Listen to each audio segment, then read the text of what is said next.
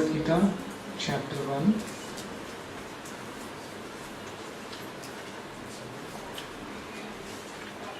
We'll continue from text 39 onwards.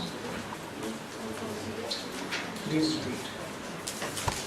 Om Namo Bhagavate Vasudevaya.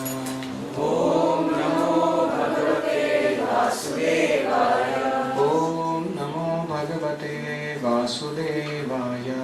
Om Namo Bhagavate Vasudevaya. Om Namo Bhagavate Vasudevaya. Om Namo Bhagavate Vasudevaya. Kulakshaye pranashyanti kuladharma sanatanaha dharme nashte kulam krutznam adharmo abhibhavatyuta. With the destruction of the dynasty, the eternal family tradition is vanquished, and thus the rest of the family becomes involved in irreligion.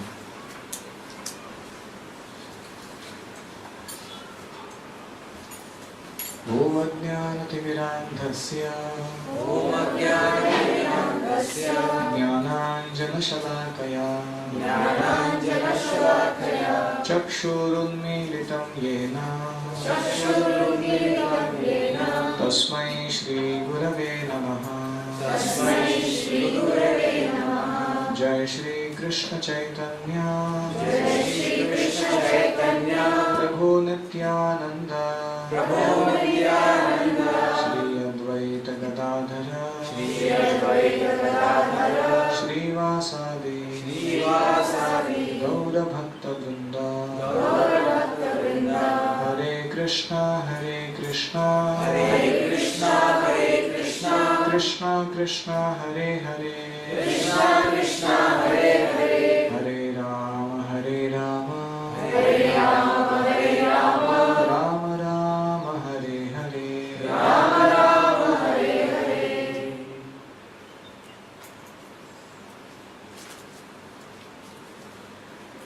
Hare Krishna. So we have been studying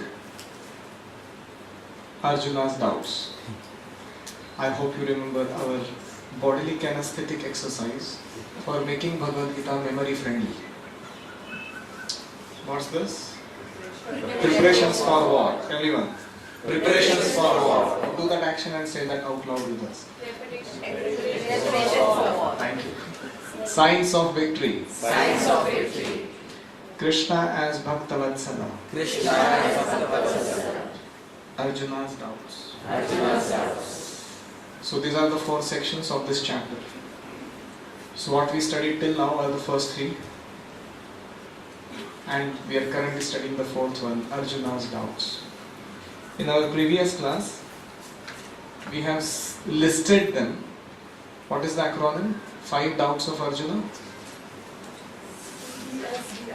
CESDI. We have C for compassion on bodily platform. Arjuna wanted to be compassionate and not want to kill, but he was not knowing Atma Tattva.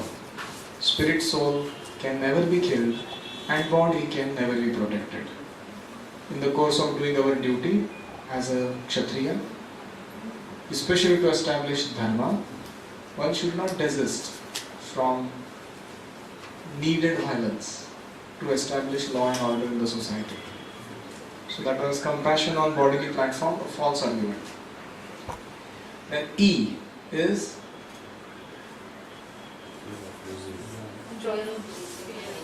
if I fight this war and kill all my kinsmen, then whom am I going to enjoy with? The kingdom that I may get. If everybody is dead, I am the only one remains with the kingdom. What happens to my enjoyment? So I don't want to fight the war. Then S. What is S for? Fear of getting sinful reactions.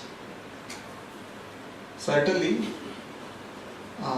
killing, or for that matter any activity we may do, which is stopping the progressive life of any living person, it will bear a counter reaction in the form of sin.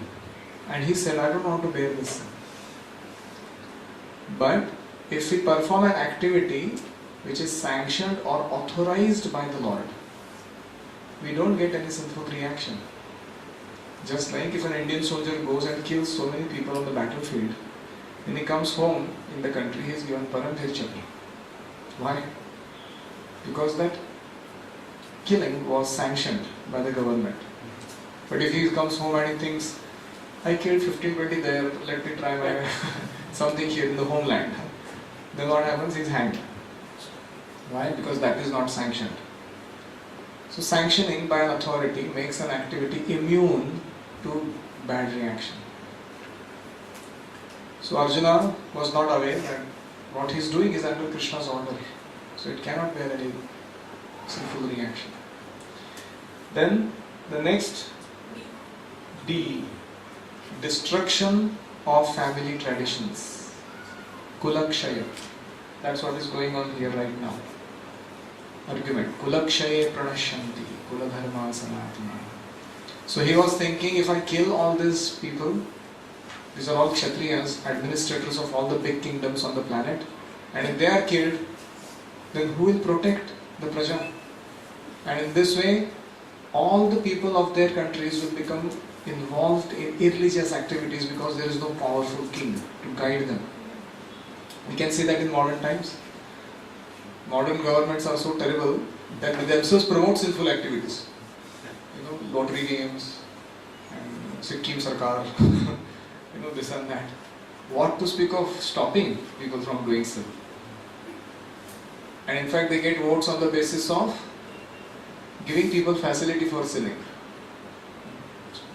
They give sanctionings for liquor shops, brothels, this, that, and this they get votes.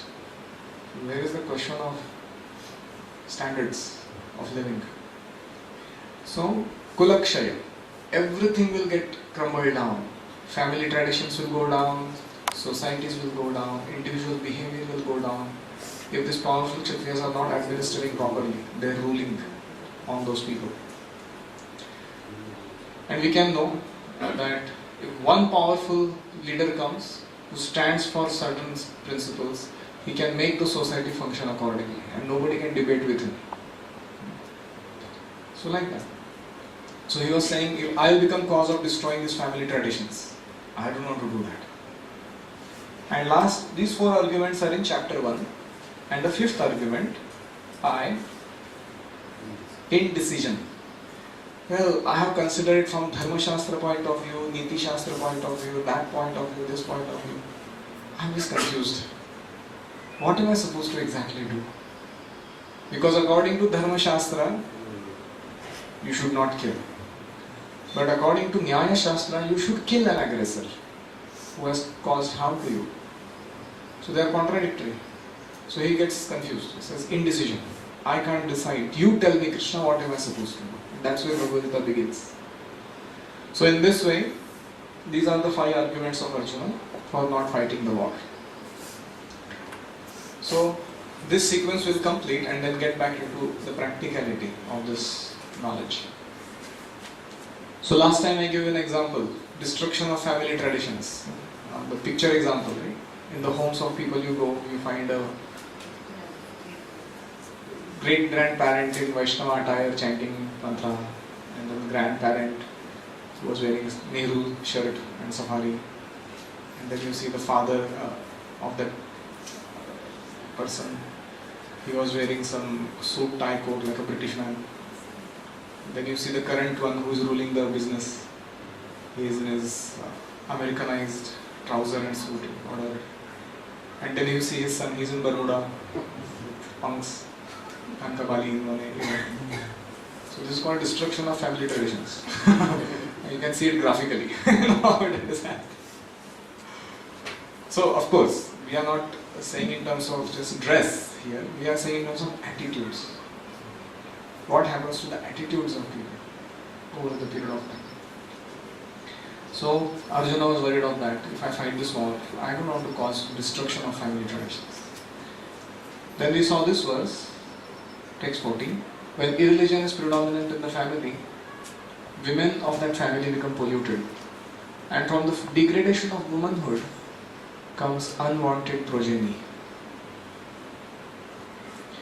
In Vedic culture, great emphasis is given on bringing good progeny into this world. The very purpose of having a marriage, sacred vivaha ceremony. How many of you know the meaning of the term vivaha? Vivaha means marriage, that's true. But the technical meaning, vahati, that which carries you forward, vishesha rupena. Vishesha rupena vahati, that which uplifts you and carries you forward to higher and higher stages of consciousness levels, is called vivaha. That's the meaning. Means coming of a man and woman together in the Vedic tradition, whether love marriage, arranged marriage, doesn't matter, is actually meant for uplifting both of them, not degrading both of them. That's the purpose of vivaha. And at a particular time, with particular type of mentality, if a man approaches a woman and places his seed in her womb, the progeny that comes out is very powerful. Human beings are supposed to produce powerful servant leaders in this world, not cats and dogs. So I told you this, Prabhupada would get his disciples married and he would tell them, so now that you are married, stay together happily in Krishna consciousness and beget nice Krishna devotees and don't produce cats and dogs. There are enough of them and the whole world is right now in trouble. So we see sometimes progeny that is not born properly, where there was no planning for having them. It just happened suddenly. Usually they develop many defects, psychological and physiological disorders because of the neglect by the parents. And we know if the land is fertile and the seed is powerful, a good tree comes. But if the land has been spoiled, fertility is gone, or the seed is not potent, it is weak, then the quality of progeny, you can see sometimes in modern times, children are born and they have some defect in the body even before their birth. Some lung is small, or heart as a whole. Some people are not able to hear properly, see properly. At small age they get spectacles. Why these problems? Because the parents didn't maintain their purity before marriage. That's why the fertility and the potency of the seed is not thoroughly maintained. So Arjuna is worried. Can you imagine on the battlefield before a world war is about to break out, this person is so thoughtful that all these things will happen in future because of my warfare. I don't want to fight this war. That kind of considerate person he is. So he says, I don't want to be the cause of this. Next. Sankaro narakayaiva Kulagnanam kulasya cha Patanti pitaro yesha Lupta pindodaka kriyaha. Translation. An increase of unwanted population certainly causes hellish life both for the family and for those who destroy the family tradition. The ancestors of such corrupt families fall down because the performance of offering them food and water are entirely stopped. So Arjuna talked the argument of Kulakshaya will kill Kuladharma and Kulakshaya will also cause Varna Sankara, unwanted progeny to come in this world. Now he is talking about that when Varna Sankara takes place, such progenies will not take care of the ancestors' well-being. See, everything in Vedic culture is interrelated, interconnected. Our understanding is after somebody is died and gone, everything is finished. No. Actually, what happens after death should also be known to us. So what happens exactly at the time of death? It is said that 3 Yamadutas come, messengers of death. They carry ropes in their hands called Yamapash. And they tie up those ropes to the subtle body, mind, intelligence, false ego, Sukshma Sharir. And they pull it out from this gross body made up of earth, water, fire, air, ether. The gross body lies dead there on the ground, and the subtle body that is taken out, the spirit soul, Atma, who is residing within these two coverings, subtle and gross, is attached to the subtle body. So he follows behind, leaving this gross body here, which remains dead. And we say, "Ve chale gaye." Kahan chale gaye? So he's gone. The person is no more there. And there is an onward journey of that soul to the abode of Yamaraj. Now, Brahmanda has got 14 planetary systems. Ours is 7th one, Bhuloka, which has got millions of planets in it. Below Bhuloka are many subterranean regions. The bottommost, after these 14 planets, is the place called Samyamani, the abode of Yamaraj. Samyamani is a very opulent place where he stays himself. But he is actually the in charge of the 28 types of hells, Narakas. And the soul who commits sinful activities is carried by the Yamadutas through the subtle paths in the universe to this abode of Samyamani, where there is a judgment day. And there is one Chitragupta. Chitragupta means hidden camera. CCTV. Sometimes you go in the mall, there are CCTVs, right? And they tell you, "You are under surveillance, sir. In case you wanted to do some dubious thing here, we let you know that you are under surveillance." So somebody, you flick something, puts in his pocket, and then coolly goes to the counter. So somebody has observed that. And then they come, "Excuse me, sir.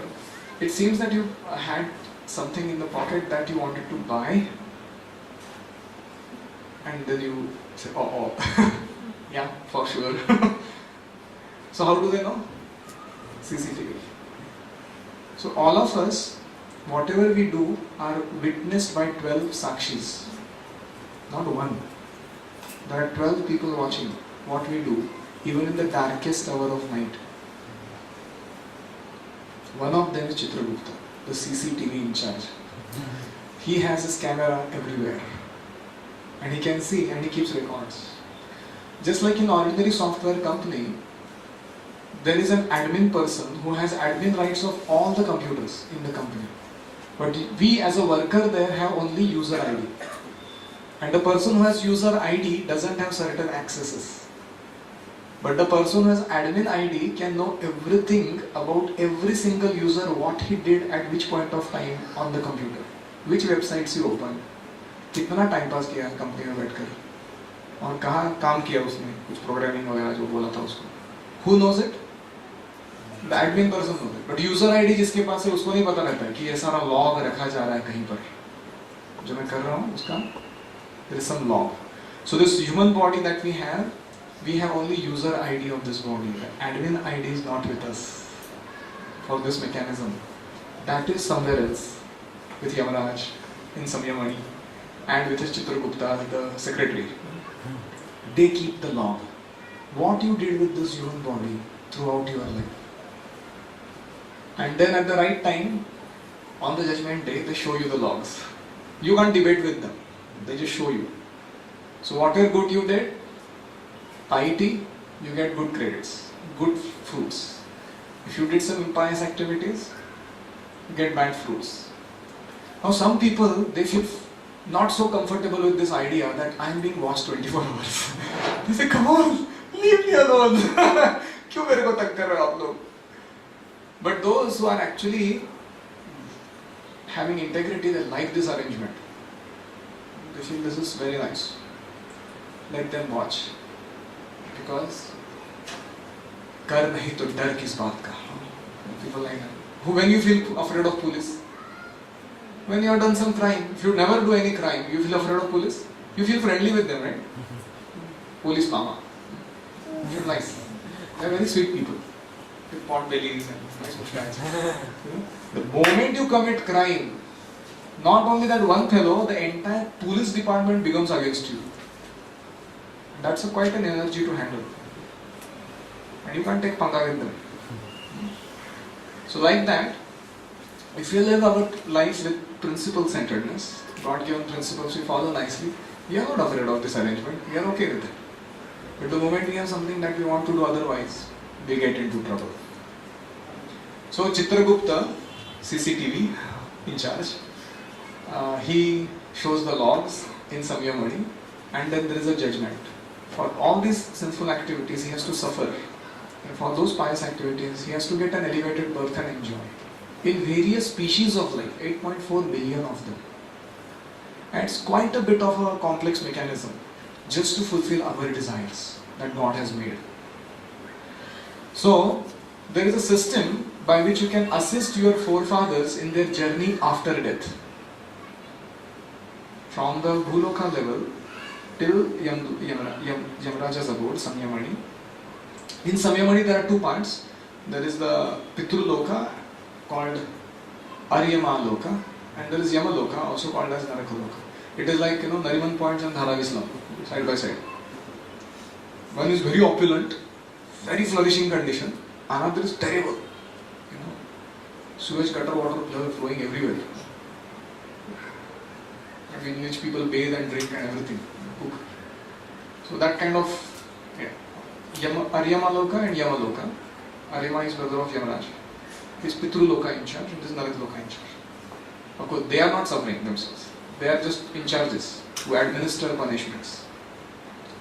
So, after death, the soul is taken to the place of judgment, and then the judgment is given, and accordingly they suffer or enjoy. And what their descendants do here as Pinda Udaka Kriya helps assist that spirit soul who has been gone into that zone of judgment to get good material facilities. And sometimes it can even eradicate the sinful reactions to certain extent, because his descendants are doing something good for in his account. And thus he may be even freed from certain types of sufferings. And that is why there is a procedure called as Shraddha or Tarpan, Pitru, Paksha. All that terms you might have heard in our culture. So they stand for that purpose. Many people do not know this and they don't do anything about it. So that is called as Lupta Pindodaka Kriya. Because people don't get to know this system, they don't follow that system. As the ancestor pass away, the descendants continue their sinful enjoyment further. They don't even bother what to do about the previous ones. And they don't feel any obligation towards that. And this causes the Pitrus to suffer, the ancestors. Because they gave birth to such a progeny who is already continuing sinful life. And on top of that, these people are not doing anything to facilitate their future well-being in further material bodies. And this is why Arjuna is thinking, if I fight this war, Pindodaka Kriya and all that will be lost because people will become religious. I don't want to fight the war. Can you imagine what all he is thinking? Sometimes you become too mental about something, right? You start thinking, ye hoga, fir wo hoga, fir ye hoga. And you get lost. Now Ram Navami is coming 2 days later, so I would like to narrate one pastime regarding Hanuman, the great Brahmachari hero. Now Hanuman, it is said that with great effort he reached Lanka. We know the background, but we will start from that point on. So Lankini came in front of him and she challenged him. He took a small form of a cat-sized monkey and she stopped him. Who are you? You are not from this place. Hanuman assumed his original form. He said, I am Hanuman, servant of Lord Ram. He said, you cannot enter here without me giving you permission. He said, give me permission. She said, I don't give. And she attacked him. So Hanuman gave a tight slap to Lankini. And she fell some 50 yards behind. One slap only. She went something. She got up and she said, you are welcome. After that. And then she told, Lord Brahma had told me, when monkey will come and slap you, that day you understand that Lanka is going to get destroyed. So then Hanuman goes on finding out in the inner chambers of Ravana, where is Sita? He doesn't know Sita. He has all heard descriptions, but he has not seen. And there are all kinds of women lying here and there in Ravana's Antarpur. Finally, he doesn't find her. And he loses hope of finding her at certain point of time. He starts thinking, so much I have done to find her, come here, taking panga with all these Rakshasas and this and that. How am I not finding her? And then he starts lamenting. He says, if I don't find Sita, what will I go and tell Sugriva that I didn't find? Then Sugriva and I will go and tell Lord Ram. And Lord Ram will surely die. He will not be able to maintain his life if he hears this news that Sita is not found. And if Lord Ram is no more, then in Ayodhya there will be havoc. Bharat, Lakshman, Shatrugna, everybody, they will all pass away. And then all Ayodhya Vasis, they will pass away from this world. And on and on and on. Hanuman starts going like that. No? And he's thinking, all this will be because of me.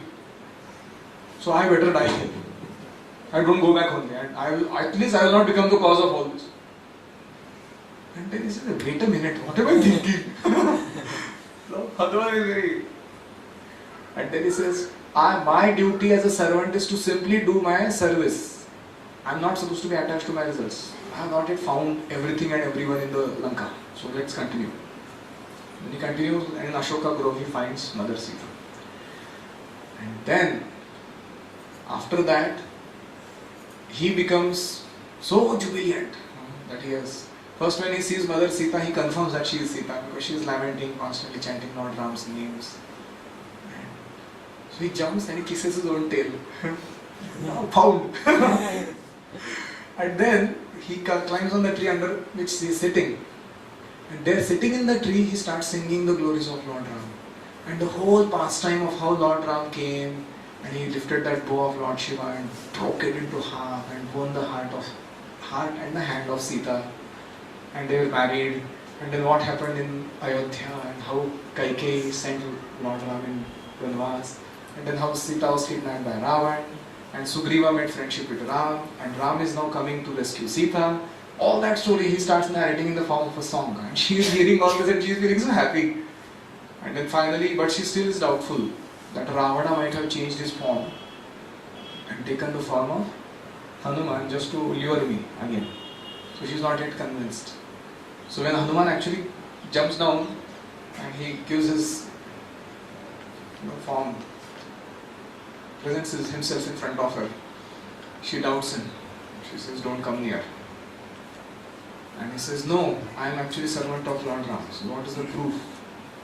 And then Lord Ram has given Hanuman one small engagement ring to show as a sign of he being very intimate servant of Lord. And then Hanuman also narrates a story which was an intimate story that happened between Sita and Ram, which nobody else knew.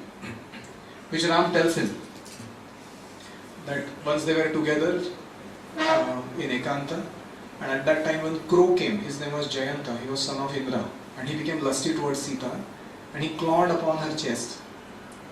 And at that time Lord Ram took a darbha grass, empowered it with mantra and threw it to kill him. So he ran, and he was a celestial person, so he could go through various planetary systems here and there in the Brahmanda. And he ran and ran everywhere, and Jayanta was being chased by this powerful weapon, Brahmastra, wherever he went. And finally got exhausted and came back and surrendered at the feet of Sita and Ram. And then Sita told Ram, please forgive me. And Lord Ram said, well, once I shoot an arrow, it has to have some fruit. So I said, Bina kaam ka nahi hota hai. So that darbha went and pierced his eye and he lost one eye, for having lustfully looked at Sita. But his life was spared. So all that had happened where nobody else was present. And Lord Ram told that story to whom? This Brahmachari, Hanuman. And he told him, you tell this story to Sita and she will get convinced that you are my intimate servant. And then he tells that story and Sita becomes immediately happy. Finally having some devotee, to talk to in the kingdom of Asuras. And then Hanuman gives her a lot of hope and he tells her, we are all coming. Soon we will take you. And he in fact proposes her, you sit on my back, I'll jump here, take you back. She said, not like that. It is not Ram who has to come and rescue me. I can go like that, you're like my son, but I don't touch any another man other than my husband. And at the same time, it will not be so dignified that I ran away like this. Better Ram comes, kills Ravan and takes me from here. That's dignified. So in this way, and then she's wondering, this monkey army Ram is bringing, and he's going to fight against Rakshasas. Will that ever happen? That these people will ever make it? Then Hanuman understands. He says, you just wait and see, mother, what I do. And then Hanuman assumes his huge gigantic form. He starts putting the trees in the Ashoka grove everywhere, which is a favorite garden of Ravana. And he wreaks such a havoc. All the soldiers that attack him, he beats the hell out of them. And then the news goes to Ravan. And he sends some of his commander-in-chiefs of army. Eventually, 5, 10, 15 big commanders he sends. All of them are destroyed by Hanuman. Dead. And then finally he sends Indrajit. And Indrajit comes. Now by this time Hanuman has decided that he wants to meet Ravan face to face. Dekhte to hai kone hai व्यक्ति. So when Indrajit throws his Nagapash, Hanuman agrees to become bound. Although he has all those weapons with himself that he can counteract. So when he's bound, they feel happy. They say, hey, monkey pakda gaya. Pakdo usko, lekar jao. And he take him in front of Ravan. And Ravan sees that the person who created that havoc was a monkey. So that is such an insult for him. He says, how dare you do what you did. And Hanuman is on a very lower level, talking to a high seat of Ravana. He says, I am a Duta of Lord Ram. And you have to give me a dignified seat to sit. Only then I will talk to you. Ram says, ye kya hai? And Hanuman, he calls his own tail and comes on the eye to eye level with Ravan, sitting on that tail. And says, let's talk. And then he tells him, you have taken Sita by nonsense means abducting her like this. You are a eunuch. You don't have guts to face Lord Ram. That's why you did this. Even the time has not gone now. You better release her. Otherwise you, along with your entire dynasty, will be made into chutney and thrown into this ocean. So better you surrender and give back Sita. That is my message on behalf of Lord Ram. And Ravan is thinking, my God, एक तो बंदर है पकड़ा गया है, ऊपर से इतना गुरूर कर रहे हैं. Kill him! And then they tell him, see, he is a Duta, you cannot kill a messenger. That's a code of conduct in warfare. You can only hear what, you can defy him, you can insult him, but you cannot kill him. And then they find out what is most dear to the monkeys, their own tail. They lit it up on fire. And then there's a whole huge comedy there. And finally Hanuman gets his tail lit up. And then he says, thank you very much. And his son just jumps everywhere in Lanka and puts it on fire. And here Mother Sita is praying to Agni Dev, if I have ever done any piety in my life, please protect Hanuman's tail from burning. And Hanuman is feeling his tail is like peppermint, kind of cooling feeling on his tail. He's wondering what is happening. The feeling is very wonderful. Then he understands this is Mother Sita who is praying for me. And then he goes on burning everything in Lanka, finally comes back and puts his tail inside the ocean and switch off the fire.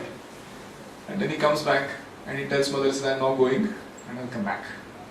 And you will see what we do with these fellows. And then he come back. So like that, and of course there is a bridge building and finally they come. And there is at one point of time, it's an interesting pastime.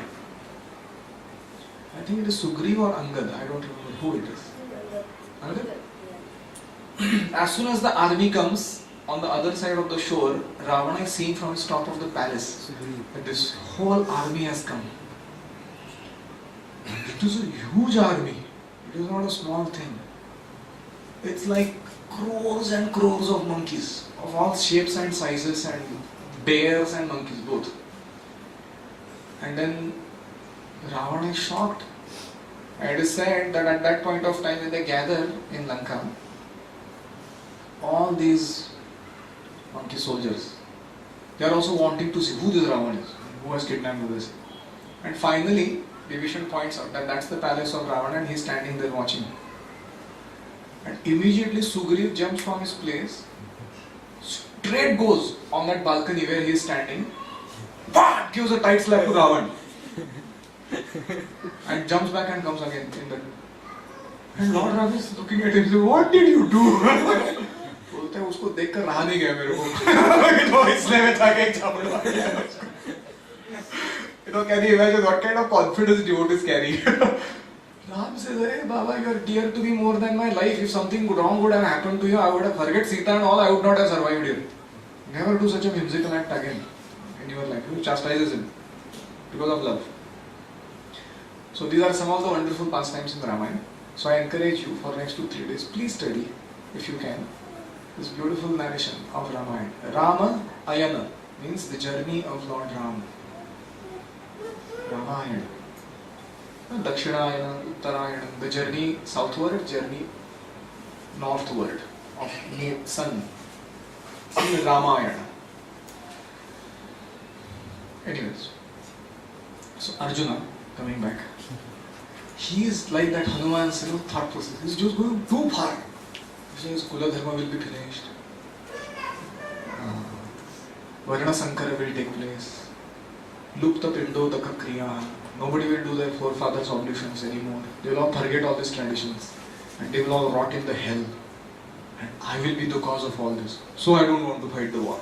So this is how he is going in his thought process. So as devotees, we should also perform Shraddha to our ancestors. But we should perform it in the Vaishnava way, not the Karma Kanda way. The Vaishnava way of celebrating Shraddha is we call devotees for Kirtan at home. We also give prasadam for people who can be fed. We also do some good pious activities. And the skruti, the credit of that is written off in the name of that person who has passed away. Just like the son is staying in America, parents are staying in India, and he's working there, and he sends by wire some money, and here it gets encashed, and they enjoy life. So like that, there is a system through this Pindodaka Kriya where you perform pious activities and the piety is encashed by them in the loka that they are currently staying and they get the benefits of it. So that's about practicality of Pindodaka Kriya. And please, if you have doubts about whether Yamaraj exists, Yamdutas do exist or not, and this is all too unscientific, it doesn't sound very logical. And there are two ways to know whether they exist or not. One is that you wait and see. That's a costly way. Because if they do exist, then what you have done throughout your life, you better would have prepared for it, right? Or another way, you can also know that this is all true, is because in this life itself you see there are laws that govern everything. If you break God-given laws, you suffer in this life itself. You don't have to wait for next. If somebody has illicit sex, he gets AIDS. If somebody smokes, he gets lung cancer. If he drinks liquor, he gets liver, problems. What does that mean? Material nature is slapping that person and telling him, don't do it.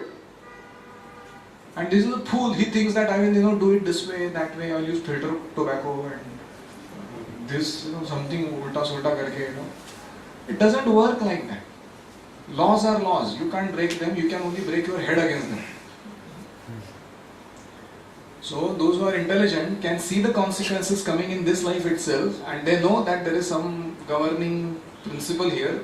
I may evade the government laws and this and that, but that law I cannot play with. We have this wonderful story why we should follow laws.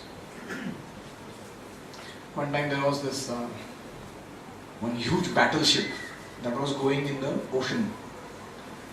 And that ship was flying at a great speed.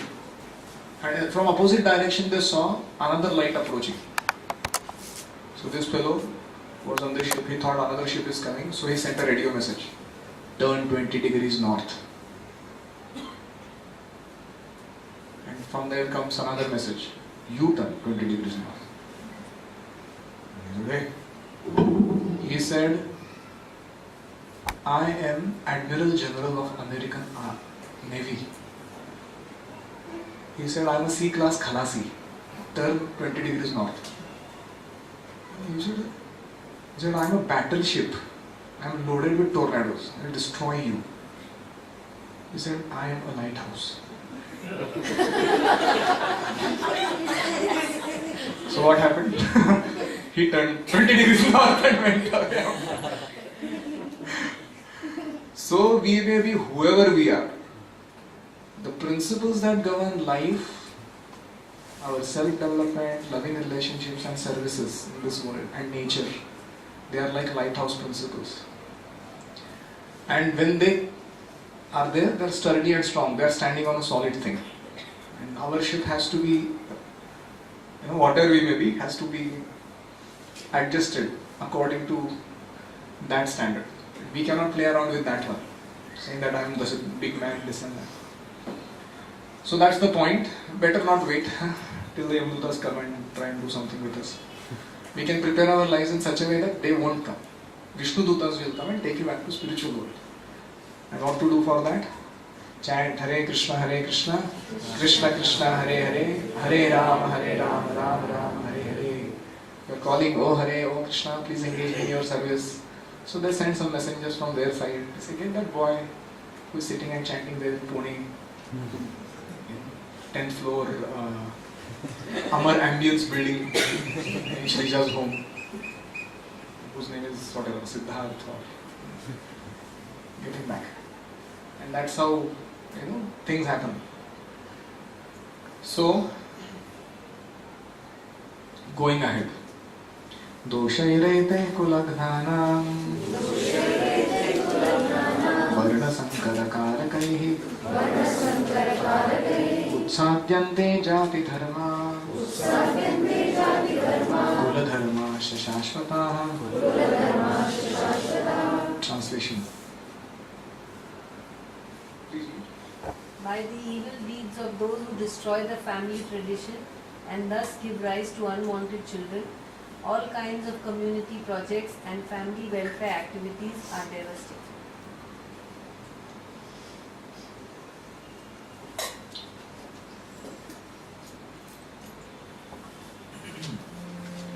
We can see this. Earlier in human society, there would be certain traditions that people would maintain. Even simple traditions, if you go sometimes to schools, they have traditions. But over a period of time, what is happening is people are destroying traditions that are based on certain values. There would be family get-togethers, certain way of a regulated charity that the whole family would give, or they would go together for some places of pilgrimages once a year. That kind of family traditions people had. In modern times, with all this Western culture coming in, people are lost to themselves. They don't know where are they going, what are they doing. Indian culture can be summarized in 3 lines.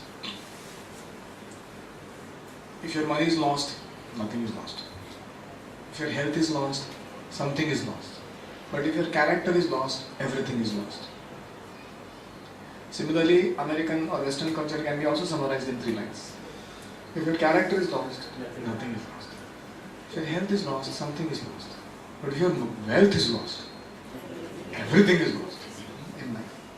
So we can see a clear-cut imbalance in values. And because we are buying in this culture, it is creating havoc in the way people approach other people. Everybody starts everyone else as a potential object of enjoyment and not an object of service ever, and respect. And then they talk about family and unity, bonding and care. Good words, hot air, nothing more than that comes out from the mouth.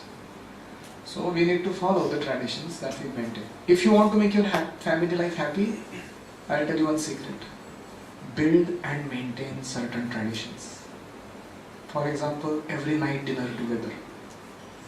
Make it a tradition. Or once a year, 10 days we all go out together and learn something nice. Build and maintain traditions.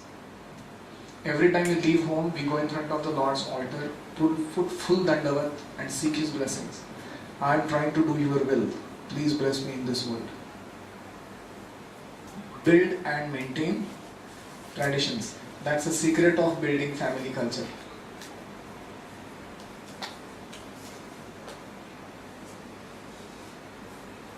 Now, next. Oh Krishna. Krishna, maintainer of the people, Janardana, I have heard by disciplic succession in Parampara that those whose family traditions are destroyed dwell always in hell. So it says Arjuna bases his arguments not on his personal experience but on what he has heard from authorities. तो ऐसे नहीं कह रहे कि मैं बोल रहा हूँ मेरे मत के कारण ऐसा है. No, I have heard from superiors. It is like this. So that is the meaning of Anushushruva. I have heard by disciplic succession. So we should also be like him in our life. Next, alas, how strange it is that we are preparing to commit greatly sinful acts. Driven by the desire to enjoy royal happiness, we are intent on killing our own kinsmen. Yadrajya sukhalobhena hantum swajana mudyata.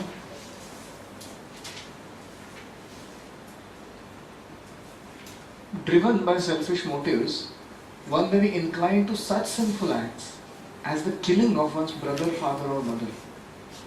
You can see in the history sometimes, especially when some foreign invaders came in India, it was a common thing amongst their culture to kill father, brother, get somehow or other the throne. There are many such instances in the history of the world, but Arjuna, being a saintly devotee, was always conscious of moral principles, and therefore he was taking care to avoid such activities. And he is so compassionate, now this is too much what he is thinking. Yadimam apratikaram ashastram shastrapanayah dhartarashtrarane hanyuh tanme kshemataram bhavet. Translation. Better for me if the sons of Dhritarashtra, weapons in hand, were to kill me, unarmed and unresisting on the battlefield. He is saying, I will lay here with my unarmed, without any weapons in hand, unresisting, and let them shoot arrows and I will die. That is better than what? Than to fight and kill them. That far he has gone. And he thinks this is wonderful to do like that. Now comes Sanjaya Uvacha. Sanjaya Uvacha Eva Muktva Arjuna Sankhe Nathopastha Upavishat Visrujya Sashalam Chapam Shoka Samvigna Manasaha. Translation. Please read. Sanjaya said, Arjun, having thus spoken on the battlefield, cast aside his bow and arrows and sat down on the chariot, his mind overwhelmed with grief. So you remember Arjuna, how he began? He said, take my chariot, O Krishna, in the midst of these two armies. I want to see who all have come to fight. Too confident. And kya ho gaya halat at the end? So we had told that time that Pratyaksha and Anuman, these two ways of gaining knowledge, always put us in lamentable condition. The only thing that works in life is Shabda. When you hear from a superior authority and execute their order, then you are at a safer side.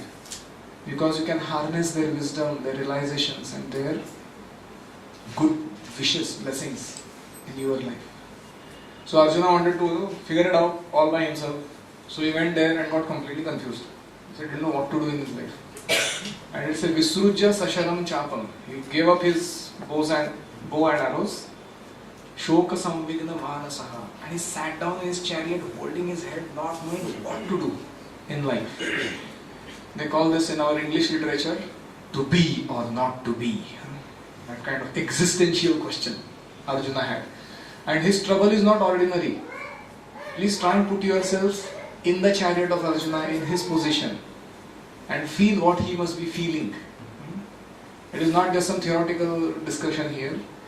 Life does put us in such type of critical situations where you have to make a choice. What would you choose in such a situation?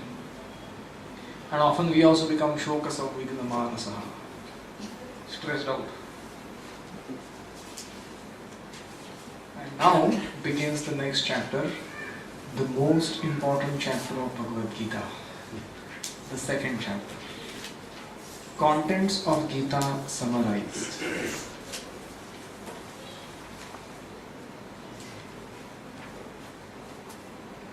The theme continues. Please repeat. Sanjaya Uvacha Tam Tatha Krupaya Ashrupurna Kulekshanam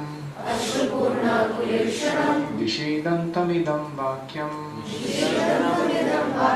Uvacha Madhusudana. Translation. Please read. Sanjaya said, seeing Arjuna full of compassion, his mind depressed, his eyes full of tears, Madhusudana, Krishna spoke the following words.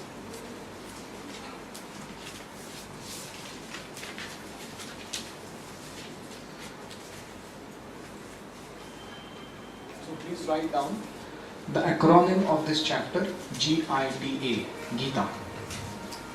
Easy to remember. Contents of Gita summarized. And the contents of this chapter, there are 72 shlokas. G stands for Guru, text 1 to 10. I stands for identity, who am I, 11 to 30.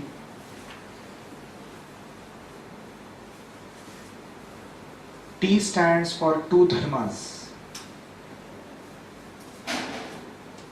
conditional and constitutional, 31 to 53. And A stands for Atmarama, becoming self-situated, steady in one's intelligence, never getting bewildered in life. Atmarama, 54 to 72. Also sometimes called as Sthita Prajna. So you can call it GITS or GITA.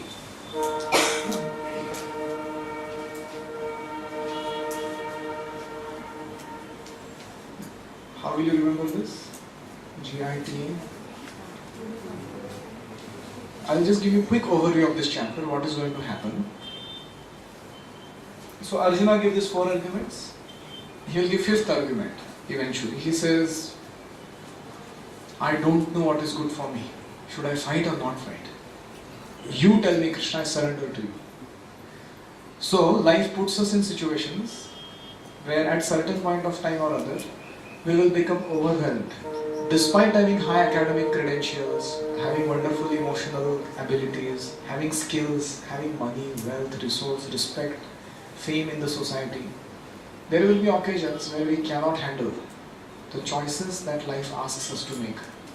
And at that time, the solution is to surrender to a guru, a spiritual master. Without such a surrender, one cannot come out of the perplexities of life.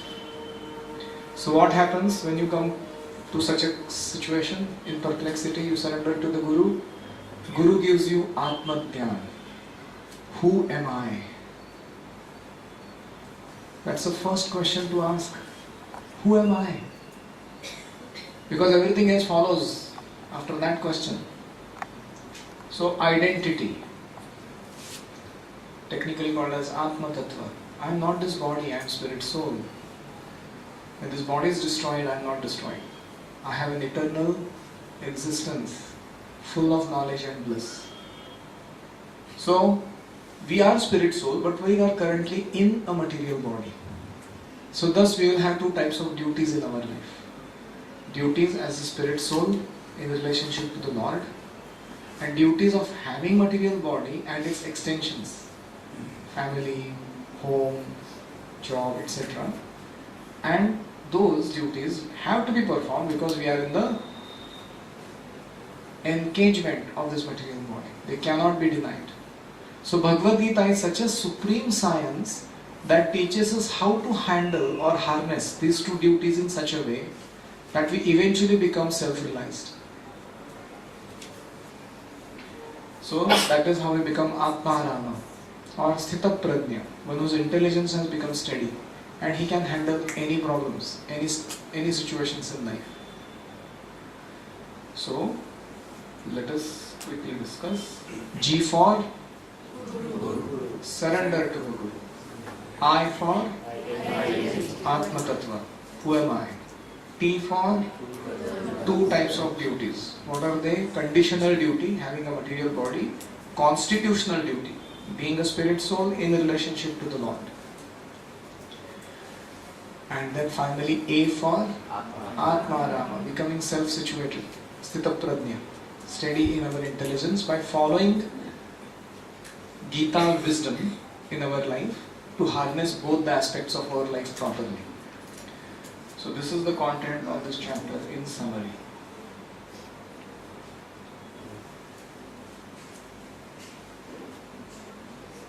Oh, this one is too important. I think we should take it in the next class. We cannot do justice otherwise. So, tam tatha krupaya vishtam, Arjuna was overwhelmed by compassion. Ashru purna, akula ikshanam. His eyes were full of tears. Can you imagine for Kshatriya, who is famous for his manliness, to cry like a baby or a woman? Oh, unthinkable. And Arjuna was in such a situation. And Vishidantam, constantly lamenting. Idam vakyam uvacha. These lines were spoken. Madhusudanaha. Krishna is called Madhusudan because Madhu and Kaitava, there were two demons. In the beginning of the creation, Vedas were given in their soft copy form to Lord Brahma. And that soft copy was stolen by Madhu and Kaitava. They stole the Vedas. The whole knowledge of how to do creation, nothing has yet begun. And Brahma was at a big loss. So he prayed to the Supreme Lord and Lord appeared and he killed Madhu and Kaitava and gave back the Vedas to Lord Brahma. So he is called Madhusudana, killer of Madhu demon. In our life, this Madhu comes in the form of doubts in spiritual life. We all have our own unique set of doubts. ऐसा क्यों है? वो ऐसा क्यों है? So that's called Madhu. He puts a big barrier in our surrender to Krishna. And Krishna is very expert at killing all kinds of doubts. When Krishna starts speaking absolute truth, all misconceptions just disintegrate and vanish into oblivion. Just like Kohra, fog in the early morning, becomes dissipated as the sun shines in the sky. And everything becomes very crystal clear for our visibility. What is what? Like that, the fog of misconception and anarthas and doubts in our heart becomes cleared up the more and more we go on studying Bhagavad Gita. The sun of Krishna's wisdom rises in our heart. So we shall study this in next class. But I really want you to by heart the acronym, Gita. And it's very easy to remember the text numbers also. It is 1 to 10, 11 to 29, 30, 31 to 53 and 54 to 72. What I would like to do in the meantime, interesting exercise. We are all hearing Bhagavad Gita and each of us have our unique apprehension about taking to spiritual life wholeheartedly. Right? We all have our misconceptions or some doubts or some uneasiness about it. We have some feelings about maybe becoming too spiritual is not good. You know, ati sarvatra varjate. कोई चीज़ अति नहीं करनी चाहिए. थोड़ा 50-50. Material life थोड़ा spiritual life. So we have some such apprehensions like that. And typically we offer the same 5 arguments to Krishna. Why I don't want to surrender to you now? I want to surrender in future. I mean, I understood surrender, but not now. We will do it later. We want to give Krishna post-dated check. So these are the same arguments. Why we postpone our surrender? Surrender is not necessarily a bad word. Just like a mother tells the child, don't do that without me telling it to you. That's not, she's not forcing, she's actually compassionate. Or when the thunderclap is there in the sky and the baby goes and grabs the legs of his mother and stays there, it's called Sharanagati, shelter. And it's a very loving gesture. So when Krishna says, Sarva dharman parityajya mam ekam sharanam vraja, give up, abandon all varieties of religion. Surrender unto me. And aham tvam sarva papebhyo mokshayishyami. I'll free you from all sinful reactions. Ma shuchaha, don't fear. So we say, yes Krishna, but. So that but has got 5 arguments that we give and they are here. First argument we give is we want to be compassionate on bodily platform. Typically people tell us, I want to become Krishna devotee, but what about social welfare? Some people even go to the extent to say Manava Seva is Madhava Seva. You have to serve people around you first and then you talk about serving God. So they prioritize what? Service to the material body, the dress, outward covering of the dress of the soul by feeding them, giving them food, clothing, shelter. That is more important, they say, than serving God. Have you heard this argument? Many times people will say this. Krishna will smash this argument to pieces. First of all, you are not that body. First know what is welfare. Welfare doesn't mean somebody is drowning in the ocean and you save his coat and bring it out and show. So like that, this material body is a covering and the spirit soul is the real person to be saved. And we bring that, we feed the body, bathe the body, give the body job, this and that. What did you do for the spirit soul? So we are not saying we should not do social service. We are saying we must do social service coupled up with Krishna conscious activity being also given to that person. You just don't give food, you give prasadam. You don't just open a hospital where you just cure disease, you also give them knowledge. Why you are suffering is because you commit sinful activities. If you stop committing sin, then suffering won't come in your life. That enlightenment also you should give along with that medication. But many times people want to show compassion on bodily platform, just the way Arjuna wanted to do. Right? The Prabhupada used to tell a typical story. If you see Tata Birla's son had some quarrel with his father, he left home and he went on taking his separate share and enjoyed. And astil shitedar zamtil bhute. You heard that one? If you have money, then many people come around and want to be with you. When you lost the money, finished. All those are vanished. So that's what happened with him. He became a pauper on the street. He eventually took a job of becoming a worker at a pig barn, maintaining pigs under some landlord. And in a very pathetic condition he was staying. And he was also lost to himself. He developed diseases in his body. His happiness was finished. And he also was not having good clothing. And he was lost. And you found him. And you recognized him. He is actually son of Mr. Birla. What is he doing here? So there are 4 kinds of people who meet that son. First person comes and says, he doesn't have good clothing. So I give him good clothing. And he goes away. Still the boy is crying. Somebody comes and says, he has got no good medication. So he gives him medicines. Goes away. Still the boy is suffering. Another person comes and he gives him some money. He said, I think you need some little money. You'll be happy. Still the boy is... Why is he suffering? Because he is separated from his father. And the 4th person comes, he gives him clothes, he gives him medicine, he gives him whatever, and he convinces him that he should go back to his father. He should not live like this. Why should you suffer? Your father is a billionaire and you are staying like a pauper here. And then he says, no, my father, he may not accept me back, and itna sara panga ho gaya already, ghar nahi ja sakta. Then he removes all those misconceptions between that person and the father. He says, I will take care of convincing your father. Just let's go. Let's see what his reaction is if he gets to know that you are coming back. And he puts him in the taxi, takes him directly to his home, and he gives a phone call, Mr. Birla, we are coming, your son is here. And Birla is in great ecstasy. He was dancing outside. My son. And he takes him inside home, and there's a whole celebration. The whole home gathers, to celebrate that the son has come back finally. And then somebody comes and shows that dialogue. Subah ka bhula, sham ko ghar lot aaye, to usse bhula nahi kehte. All that. Some ladies are there too. And all that happens and there is a grand family reunion. Now my question to you, who amongst these 4 people did the best welfare for that son? Obviously the 4th. So earlier 3 people, they only showed compassion on bodily platform. But today you give him food, tomorrow he will be again hungry. Today you give him medicine, another time he will fall sick or he will be run over by a truck and finished. So what good did you do? So compassion on bodily platform must be coupled with spiritual enlightenment. Otherwise it is simply pouring some 3 drops of water in Sahara desert. It's an insignificant welfare that we are doing to that person.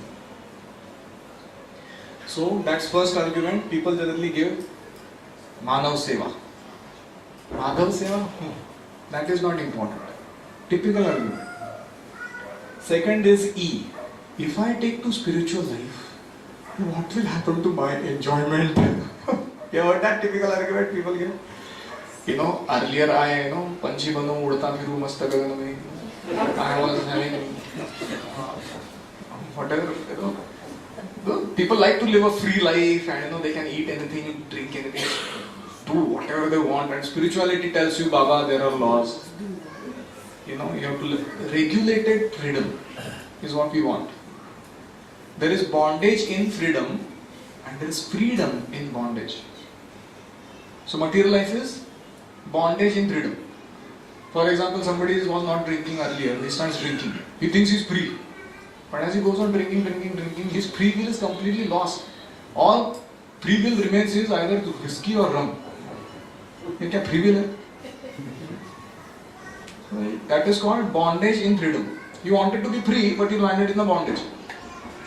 On the contrary, spiritual life is freedom in bondage. Regulative principles of freedom, Prabhupada says.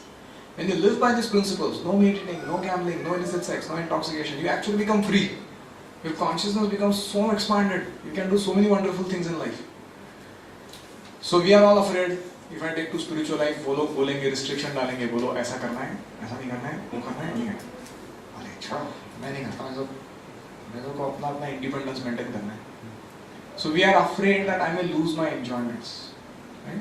Typically we give that argument. And Krishna says 2 arguments to counteract this. First of all, what you think is enjoyment is not your enjoyment, it's bodily enjoyment. It is like somebody takes away your dress, brushes it, nicely washes and clothes and dries and irons and gives it back to you. But he didn't feed you only. So bodily enjoyments are like that. You have to do something for the spirit soul. So that enjoyment, what about that enjoyment, spiritual enjoyment? Are we really nourishing our own self? So that is first thing. Real enjoyment is actually spiritual enjoyment. Material enjoyment is no enjoyment. It is 25 paisa worth enjoyment. And spiritual enjoyment in comparison is crores and crores rupees worth enjoyment. And having 100 rupees includes having 25 paisa, 1 rupee, 10 rupee, everything. So physical, intellectual, emotional, spiritual. All these earlier egoistic enjoyments are included and surpassed in spiritual enjoyment. So those are 2 arguments about E, enjoyment. Another typical thing we tell is that I am afraid if I don't do my earlier duties properly, I may get sin. Some people say like that. If I only wholeheartedly surrender to God and not do certain other things that I used to do before, like I used to worship this Baba, Bua, Amma, Auntie. I suddenly drop that out and only Krishna, Krishna, Krishna. What is this? I'll get sin. And Krishna says, don't worry. Aham tvam sarva papebhyo mokshayishyami. Even if you get sin, I'll take care of it. So, what is it?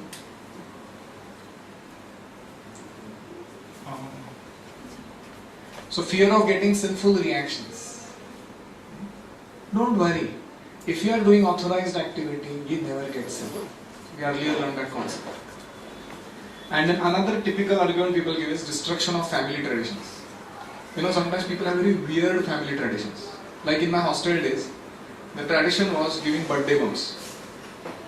किसी का birthday आता तो उसको उठा "Ow, that fellow is shouting," and everybody laughing. बोले क्या हो रहा है? प्रेम हो रहा है थोड़ा. प्रेम कर रहे हैं एक दूसरे को. Modern culture is so weird. Disrespect is considered sign of love. मैं बाप और बेटा साइड में बैठ के बियर पीते हैं. क्या प्रेम है? So this is no love. The height of disrespect culturally. So one has to be actually conscious of what is love and how do we exchange love with each other.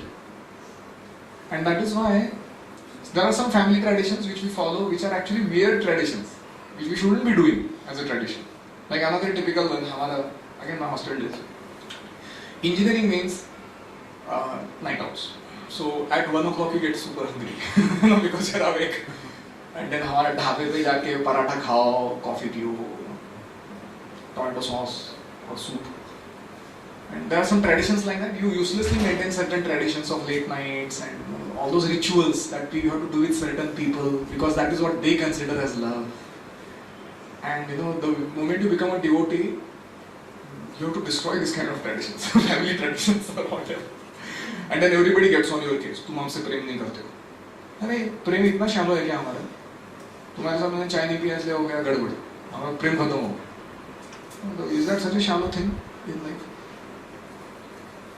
Love actually means to accept the person as they are. That is where love begins.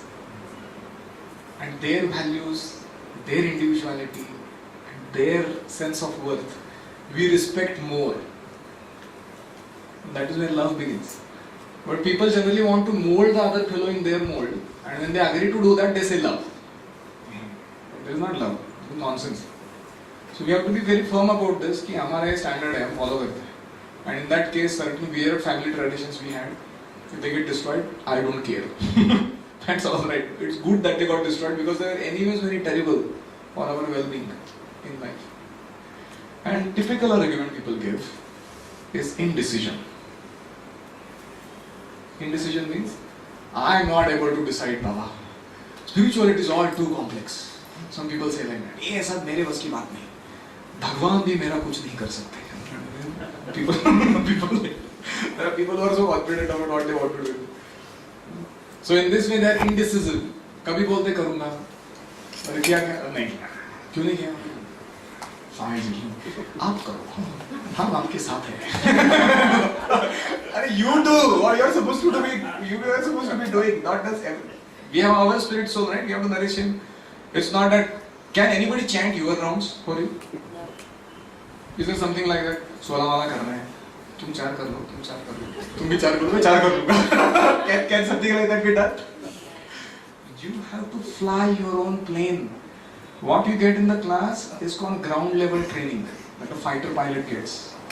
But once you have to go in the sky for fighting your own wars, you are all alone. Although there may be many people flying their planes along with you, but you have to take full charge of your own plane and fly it the best you can. So spiritual life is like that. We are waging a war against material energy, like Arjuna did. And we have to be very, very alert. And we have to use all this background, foreground that is given to us, the knowledge, the facilities, and fight our own war. We have to take our claim to have victory over death. Where we transcend death and go back to kingdom of God. And that we have to individually fight that war. Nobody else can do it for us. Even our guru can't do it for us. So that in that sense, it is not that Krishna said, Arjuna, I have already killed all of them. Prabhupada says in one lecture, because he is giving to hippies. Krishna didn't tell Arjuna that, I will fight the war and you sit here and smoke ganja in the chariot. He never said such a thing. We have to fight. Arjuna had to ultimately fight the war, is it not? Although Krishna is present right next to him, Krishna didn't fight. Krishna is Supreme Personality of God and what he cannot do. You fight. So like that, we cannot be indecisive about this. And nobody else can do it for us. Some people say, क्या है मेरा husband है ना वो बहुत अच्छा पायस व्यक्ति है वो भक्ति कर लेगा मेरी सारी भक्ति वो कर लेते हैं. Some people say like that. They cannot do for you. You have to do. Because at the time of death, bhajan kar, sadhan kar, motte jaan le hoye. This is a Bengali saying. Whatever bhajan sadhan you did, at the time of death, everything will be checked. Life is preparation, death is examination. And often this is a surprise test. Suddenly आता है, बोलते चलो preparation दिखाओ, आज का माला देखिए. You can't do like that. And you cannot tell, थोड़ा एक 7-8 मिनट दे दो ना, एक माला कर लेता हूँ मैं. It's always a surprise test. We have to fight our own war. And that is why we should go prepared. Otherwise, in the battle of life, we will eventually become non-entity. Ayaram Gayaram. And most of the people in this world live their life like that. They are another Ayaram Gayaram. They may be a big billionaire, but still he is an Ayaram Gayaram. Because the ultimate aim of human life, Athato Brahma Jitnyasa, to understand absolute truth and to develop our relationship with the Lord, is not accomplished by them. So, these arguments are not vague. They directly relate to our life. We also give the very same arguments that Arjuna gave for postponing our surrender and doing God's will in our life. Compassion on bodily platform, fear of losing enjoyment in future, committing sinful reactions, destruction of family traditions, and indecision. And if we study Bhagavad Gita, what will happen is Krishna will address all these fears or worries or misconceptions that we have, and he will establish us in truth, where we will become happy, wholesome, steady beings with our own independent thoughtfulness to make right choices in our life. So Krishna consciousness, yahi hai right choice, baby. Aha. That's the conclusion of Bhagavad Gita. Arjuna says, Karishye vachanam tava. Earlier he was saying, Karishye vachanam mamo, I will do what I like to do. At the end of Bhagavad Gita he says, oh Lord, you tell me. Because I am fool number one, I don't know what is good for my life. You tell me and I will do your will.